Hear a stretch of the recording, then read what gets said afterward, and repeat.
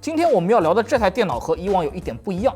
本来呢，我是打算买一台 RTX 3050 Ti 的游戏本做评测的，但由于各大电商平台缺货严重，我们就在第三方店铺购入了开箱拆机升配版的 Y7000P， 入手价格为7849元。当时已经觉得很贵了啊，因为在这个价位可以买到3060的红旗暗影骑士琴，甚至可以再加一点，也能买到3060的戴尔 G15了。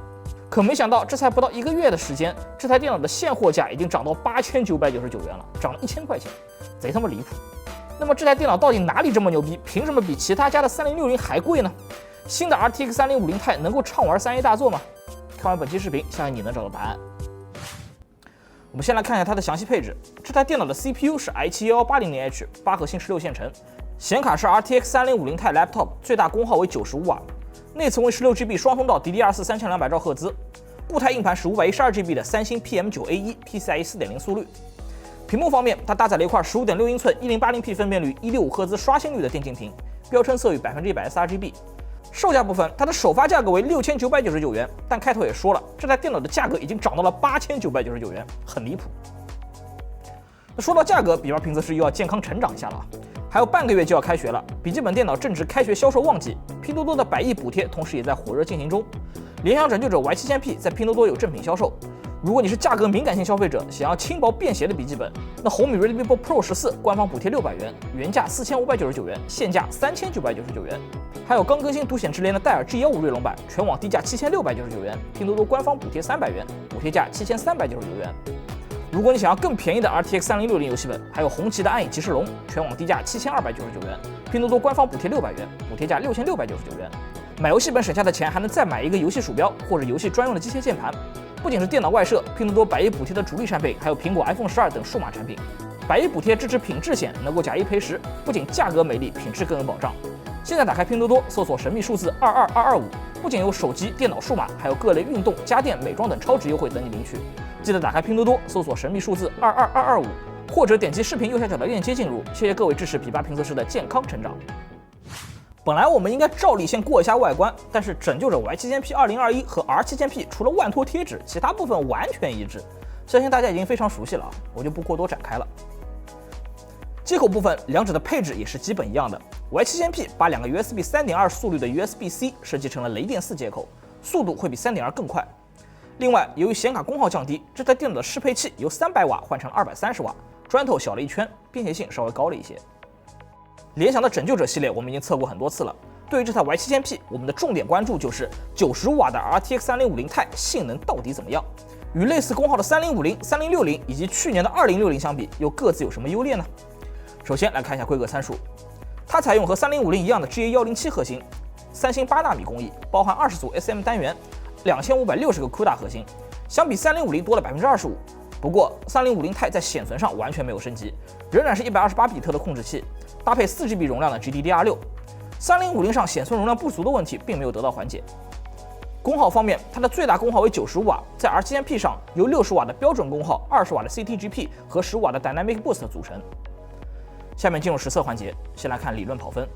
对比上一代的1650 Ti，90瓦的3050 Ti 在不同项目中分别提高了56%到77%，性能提升还是很大的啊。如果说对比同样是90瓦的3050，那它的提升在12%到16%，差距呢不算特别明显。至于和3060相比较的话，很遗憾啊，即使是65瓦的低功耗3060，得分都要比95瓦的3050 Ti 高一截。如果提升功耗的话，那差距就更大了。其实如果不考虑显存容量的话，3050 Ti 的性能是最接近去年80瓦的2060的。另外，我们也简单测试一下它在不同功耗下的性能区别。结果和3050类似，从80瓦到95瓦，3个项目中提升最多的只有4%，提升最少的不到1%。看来对于3050 Ti 来说，80瓦基本够用。继续提升功耗带来的收益比较一般。然后简单来看一下 CPU， 这台电脑搭载了8核心16线程的 i7-1180H， 在 Cinebench R10的循环测试中，前2次的分数较高，能达到5000分以上。从第3次开始，分数逐渐稳定在4950分左右。从跑分时的功耗可以看出，第一次跑分时 CPU 功耗先跑上了100瓦，然后逐渐回落到了95瓦。第2轮时 CPU 维持在高功耗时间更短了一些，回落到了75瓦。从第3次开始比较有规律，先在100瓦左右维持几秒，然后回落到75瓦，功耗调度比较激进。理论跑分就先到这里，接下来我们看一下实际游戏中的表现。首先是网游，主流网友比较看重 CPU 和内存性能，对于这台电脑来说还是很轻松的。最高画质的 Dota 2能够跑到228帧，最低画质的 CS:GO 449帧。对比之前测试过的3060版本 ，Dota 2的平均帧数居然更高了，有可能是版本更新、驱动更新带来的帧数波动。但是3050 Ti 毕竟只是一张入门定位的显卡，到了单机大作这边，问题就体现出来了。在我们测试的几款单机游戏中，只有《古墓丽影：暗影》和《星曙光》这2款老游戏能够超过60帧，剩下的项目里，大表哥58帧，其他的游戏都达不到60帧的及格线。我们发现 RTX 3050 Ti 的显存给的太小了，只有4GB。赛博朋克2077、全战三国、刺客信条：英灵殿都存在爆显存导致帧数降低的问题。如果降低到中等画质，帧数能够提高不少。除了2077以外，都能够流畅运行。再来看一下生产力方面的表现。Adobe 3件套中 PS 926分 ，AE 1177分 ，PR 821分，这些成绩和 i7+3060的 Y9000P 很接近，都是游戏本里比较靠前的水平。由于内容创作方面参考机器的综合性能，针对 Adobe 的测程里 GA107 核心的3650 Ti 和3060的差距并不大。但是反映到工业软件性能的 SpecView 2020中，这张3050 Ti 的瓶颈就比较明显了，分数明显比其他3060游戏本低一些。总的来说，入门级的 RTX 3050 Ti 相比1650 Ti 还是提升不少的，和3050也是拉开了小幅度的差距。如果是用来玩主流网游，那基本上可以胜任。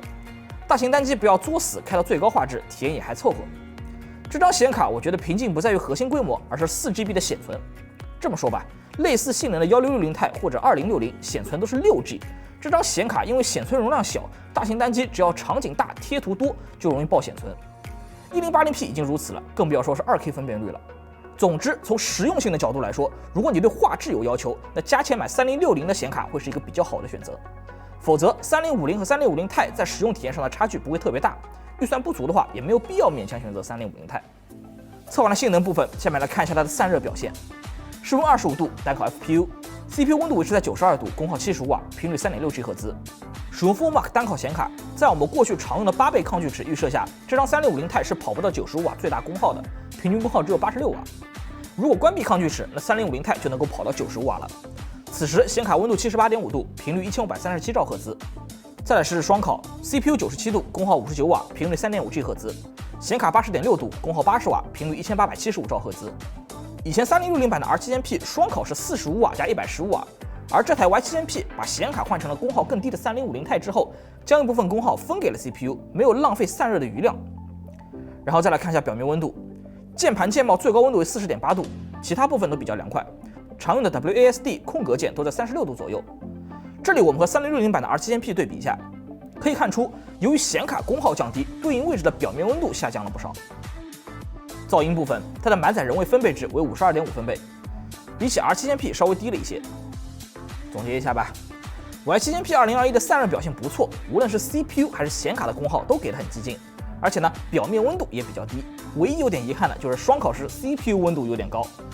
这套散热压130瓦的3060都没问题，应付90瓦的3050 Ti 自然也不在话下了。